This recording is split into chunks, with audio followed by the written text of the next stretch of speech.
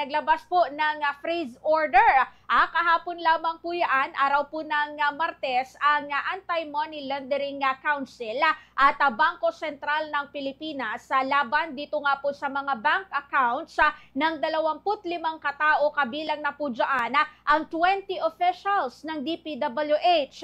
Kabilang po sa freeze order, eto pong accounts ng tinaguriang BGC Boys na sina dating Bulacan 1st District Engineer Henry Alcantara at maging eto pong si Engineer Bryce Hernandez at Engineer JP Mendoza. Gayon din ang 5 kontraktor tulad na lamang na ito pong mag-asawang Diskaya, mga kabombo, at ipinag-utos din po ng Court of Appeals ito pong pag-freeze sa 135 bank account at 27 insurance policies na sangkot dito nga po sa mga maanomalya ng mga flood control projects po natin. Alinsunod po yan sa Anti-Money Laundering Act habang patuloy naman ito pong pag-iimbestiga po sa mga naturang proyekto. Narito pakinggan at panoorin po ninyo ito pong bahagi po ng pahayag ni DPWH Secretary Vince Dizon. President has repeatedly said. Sabi ng Presidente natin, lahat ng dapat ng kailangang managot dapat managot. At ang pananagutan dito sa napakalawak at napakalaking pagnanakaw ng pera ng tao, kailangang unang-una makasuhan, eventually makulong, pero sinabi din niya na kailangan maibalik ang pera ng ating mga kababayan. Ang pera nating lahat, kailangan maibalik yan. And he has been consistently saying that since he spoke those very, very powerful and emotional words during his SONA na mahiya naman kayo. And today is a huge milestone in that effort. Last September 12,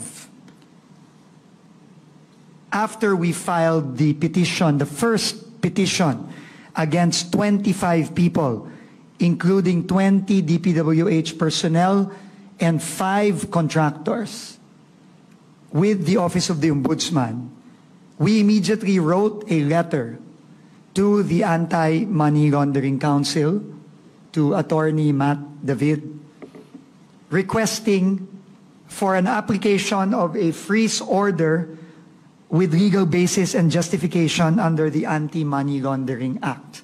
And we listed down all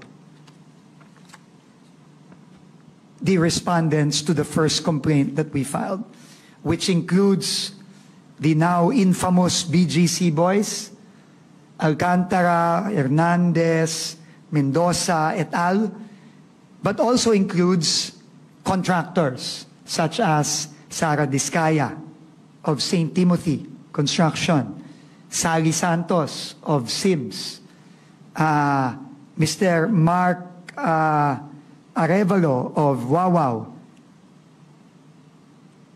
So humingi kami noong September 12 and nagpapasalamat ako personally kay Attorney Matt dahil mabilis pong kumilos ang Anti-Money Laundering Council at yon ang magiging announcement po namin ngayon.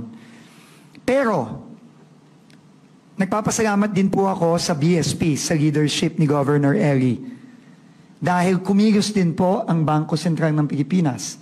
Dahil po I was just informed a few days ago that the Anti-Financial Account Scamming Act, or the AFASA Act, which was passed last year, can also be used as basis to freeze accounts. The President has repeatedly said.